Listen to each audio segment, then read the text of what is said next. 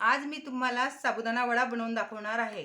त्यासाठी लागणारे साहित्य: 1 पाव साबुदाणा, तो मोकळा भिजवून घेतलेला आहे, आणि 5 छोटे बटाटे घेतलेत शिजवून, जाडसर कूट घेतलेला आहे 1 वाटी, आणि 4 मिरच्या, 1 इंच आल्याचा तुकडा आणि छोटा चमचा जिरे घेतलेले आहेत, त्याची पेस्ट करून घेतलेली आहे।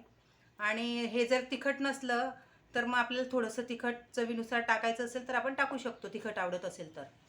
आणि चवीनुसार मीठ आणि कोथिंबीर। आता आपल्याला सुरुवातीला बटाटे स्मॅश करून घ्यायचे आहेत।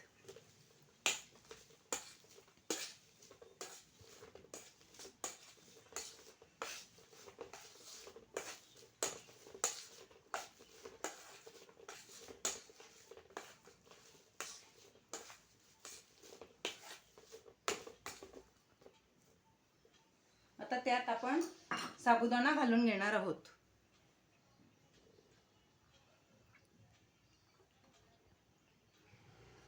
साबुदाणा असा मोकळाच पाहिजे, म्हणजे वडा खूप खुसखुशीत होतो।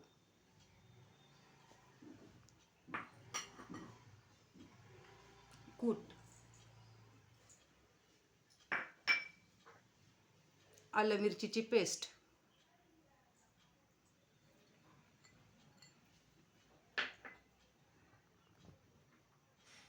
थोडंसं तिखट, कमी तिखट खाणार असेल तर मग तिखट काही टाकायचं नाही।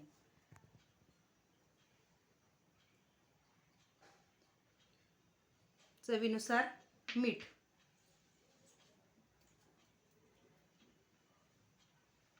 कोथिंबीर। आता हे सर्व एकत्र छान त्याचा गोळा भिजवून घ्यायचा आहे। शक्यतोवर याला पाण्याची गरज पडू द्यायची नाही, लागलं तर घ्यायचं। मऊ बटाटा असल्यामुळे त्याच्यातच पूर्ण मिक्स होऊन जातो हा छान, पाणी अजिबात लागत नाही। फक्त आपण वडे करताना लागलं हाताला पाणी लावायचं।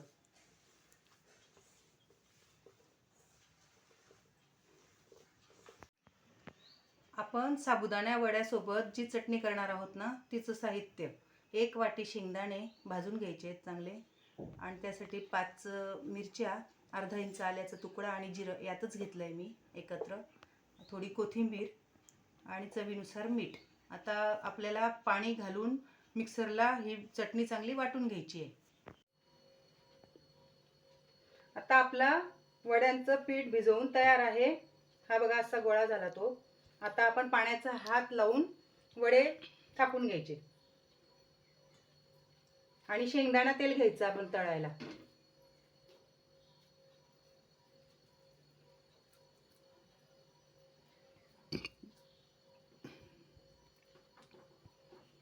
हातावर जमत असेल तर हातावर, नाही तर प्लॅस्टिकच्या पिशवीवर पण करू शकतात।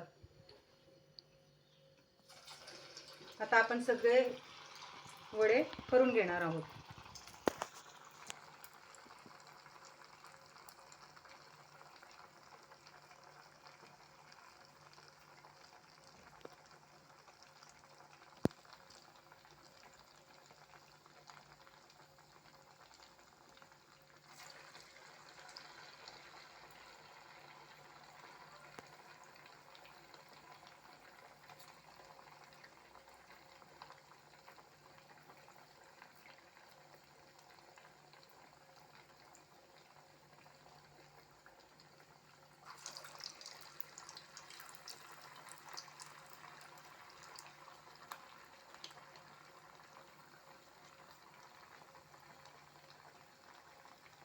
तेल असं बुडतच घ्यायचं।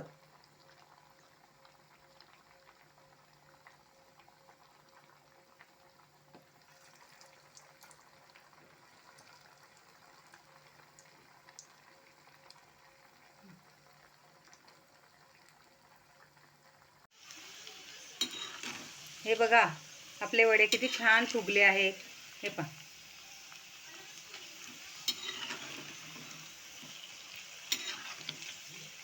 त्यातला एक सुद्धा साबुदाणा बाहेर आला नाही बघा।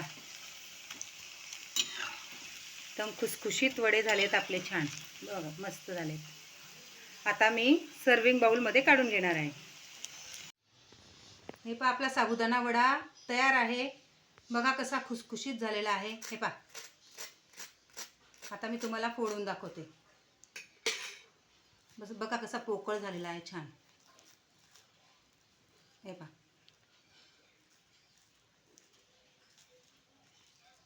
हे पहा कसा छान झालेला आहे पोकळ. चटणीसोबत खूप सुंदर लागतं, दह्यासोबत पण खूप छान लागतं. तुम्ही नक्की करून बघा, खाऊन बघा. आणि रेसिपी माझी आवडल्यास माझ्या चॅनलला लाईक करा, सबस्क्राईब करा, शेअर करायला विसरू नका. धन्यवाद.